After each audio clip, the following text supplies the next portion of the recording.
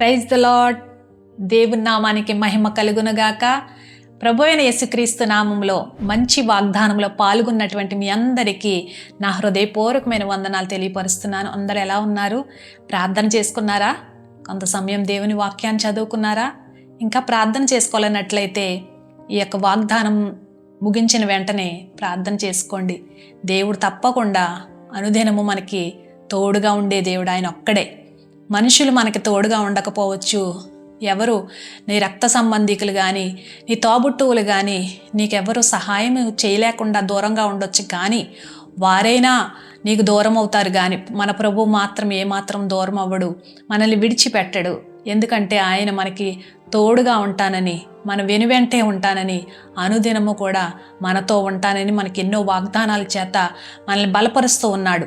అటువంటి దేవుని యొక్క సహాయం నీకు కావాలంటే కొంత సమయం ప్రార్థనలో గడిపి వాక్యాన్ని చదువుకుని నీ దినచర్య ప్రారంభించు. నీ జీవితంలో ఎన్నో కార్యాలైన తప్పకుండా చేస్తాడు. ఈరోజు ప్రభు మనకిస్తున్నటువంటి గుడ్ ప్రామిస్. పరిశుద్ధ గ్రంథం తెరిచి చదువుకుందామా? కీర్తన గ్రంథము 68వ అధ్యాయము 19వ వచనం. ప్రభువు స్తుతి నొందునుగాక. అనుదినము ఆయన మా భారమును భరించుచున్నాడు. దేవుడే మాకు రక్షణకర్త అయి ఉన్నాడు. దేవునికి స్తోత్రం. చక్కని వాగ్దానము. దేవుడు మనతో మాట్లాడుచున్నాడు. ప్రభు స్తుతి నొందదగిన వాడైన, అందుకే ఆయనను లేచిన వెంటనే స్తుతించాలి. ఆయన స్తోత్రార్హుడు, స్తుతులకు పాత్రుడు. ఆయన మనం ఎంతగా స్తుతిస్తే అంత కృపను మనం పొందుకుంటాం. కాబట్టి ఆయనను స్తుతించి ఘనపరిచి ఆయనను మహిమపరిస్తే మరిన్ని కార్యాలు మన జీవితంలో ఆయన తప్పకుండా చేస్తాడు. అయితే ఈ ఉదయకాల సమయంలో ప్రభు మనతో మాట్లాడునైనటువంటి వాక్యం ఏంటంటే, దేవుడే మాకు రక్షణకర్త అయి ఉన్నాడు. అనుదినము ఆయన మా భారమును భరించుచున్నాడు. ఆయన అనగా ఆదుకునేవాడు, భరించేవాడు. ఎవరు అని అంటే, ఈ లోకంలో చాలామంది వివాహం చేసుకున్న సమయంలో అంటారు భర్త అనగా భరించేవాడు అని. అవును, మన సృష్టికర్త అయిన దేవుడు మనకి భర్తగా ఉన్నాడు. యెషయా గ్రంథంలో ఉంటుంది కదా, నిన్ను సృష్టించిన వాడే నీకు భర్త అయి ఉన్నాడని. అవును, మన యొక్క భారాన్ని భరించేవాడు మన పరలోకపు తండ్రి అయినటువంటి దేవుడు. అనుదినమునట మన భారాన్ని ఆయన ఏం చేస్తున్నాడు? భరిస్తున్నాడు.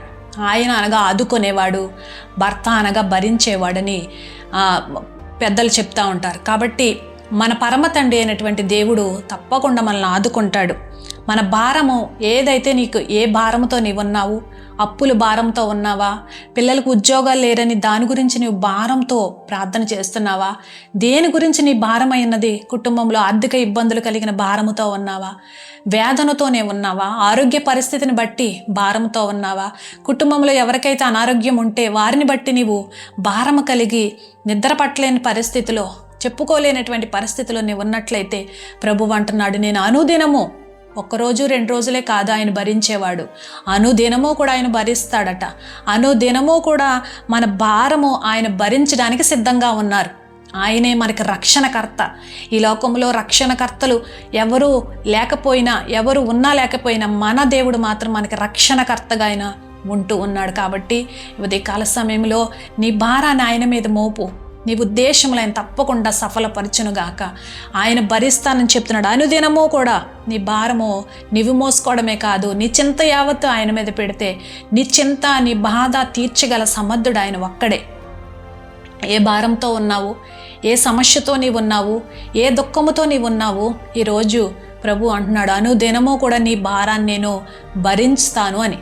భరించడానికి సిద్ధంగా ఉన్నారు. మన భారం ఆయన మీద పెడదాం, ఆయనకు అప్పగిందాం. నువ్వు మొయ్యలేవు, నేను మొయ్యలేను, మనం ఎవరు మొయ్యలేము. కానీ మన భారము తప్పకుండా ఆయన భుజముల మీద వేసుకొని మనకు చింత యావత్తును తొలగించి మనకు ధైర్యము, నెమ్మదినిస్తాడు. కాబట్టి ఆయన మీద పూర్తిగా ఆనుకో. అనుదినము కూడా ఆయనకు దగ్గరగా జీవించు, ఆయనను స్తుతించు. ముందుగా మనం చేయాల్సింది ఆయనను స్తుతించాలి, ఆయనను ఘనపరచాలి, ఆయనకు మొదటి స్థానాన్ని ఇవ్వాలి. అప్పుడు మన భారాన్ని ఆయన తప్పకుండా మోస్తాడు. నీకు నీవే ఎవరు మనుషుల సహాయం కోరి మనుషుల వైపు పరుగులు పెట్టి మా భారం ఇదండి, మా కష్టం ఇదండి అని వాళ్ళతో చెప్పుకునే కంటే, వాళ్ళతో చెప్పొద్దని కాదు, ముందుగా దేవుడికి చెప్పు. దేవుడి నీ కష్టాన్ని తొలగించి, నీ సమస్యను తీసివేసి, నీ దుఃఖ దినాన్ని సమాప్తం చేయడానికి ఆయన సిద్ధంగా ఉన్నారు. ఆయనే మనకి రక్షణకర్త అయి ఉన్నాడు. అంటే కాపాడేవాడే ఉన్నాడు, మనకి కాపుదలగా ఉన్నాడు. యోబు చుట్టూ కంచి వేసినట్లుగా యోబు కుటుంబానికి క్షేమాన్ని ఇచ్చినట్లుగా కొన్ని పరిస్థితులను బట్టి విఫలమైనప్పటికీ దేవుడు తప్పకుండా సహాయం చేయగల సమర్థుడై ఉన్నాడు. నమ్మి విశ్వసించి ఆయన వైపు చేతులెత్తు. దేవుడే అనుదినము మన భారాన్ని భరించునుగాక. ప్రార్థన చేసుకుందాం. దైవమానికి స్తోత్రాలు చెల్లించుకుంటున్నాను తండ్రి.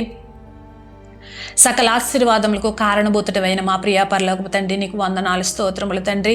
అనుదినము మా భారమును భరించే దేవుడు నీవొక్కడవే అయ్యా. నా తండ్రి, మేము ఈ లోకంలో ఎన్నో భారాలు భుజముల మీద పేసుకొని ప్రభా, నా భారం నేను మోయలేకపోతున్నానే, కుటుంబ భారం మోయలేకపోతున్నాను, బిడ్డల భారం మోయలేకపోతున్నానని అయ్యా కుటుంబ యజమానులు వేదన చెందుతున్నట్లయితే, దుఃఖం చెందుతున్నట్లయితే ప్రతి భారము యేసు నామములో తీర్చబడునుగాక.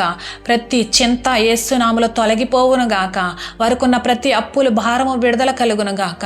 వారికున్న ఫైనాన్స్ అనేటువంటి పరిస్థితులన్నిటి నుంచి కూడా విడిపించండి ప్రభువా. ఏ యొక్క పరిస్థితుల్లో నీ బిడ్డలు అయ్యా నా తండ్రి నాయన వేదనతో దుఃఖముతో చెప్పుకోలేని పరిస్థితిలో ఉన్నారో సమస్తమును గుర్తించే దేవుడు గనక, మా భారమును నీ మీద పెడితే గనక అనుదినము కూడా నువ్వు భరించే దేవుడు, భారాన్ని తీర్చే దేవుడు, శక్తి గల దేవుడు అని అయ్యా నీ వద్దకు వచ్చి ఉన్న ప్రతి ఒక్కరిని కూడా మీరే ధైర్యపరిచి ఓదార్చి నెమ్మదినిచ్చి వారి కష్టాలన్నీ తొలగించి నెమ్మదిని దయచేయమని కృపతో నింపి నడిపించమని నజరేయుడైన యేసుక్రీస్తు నామములో ప్రార్థించి అడిగి వేడుకొని పొంది ఉన్నాం పరమ తండ్రి, ఆమేన్. తండ్రి అయిన దేవుని ప్రేమ, కుమారుడైన యేసుక్రీస్తు వారి కృప, పరిశుద్ధాత్మ సహాయం మనందరికీ తోడుగా ఉండి నడిపించును గాక. నీవే నీవే నా విజయం.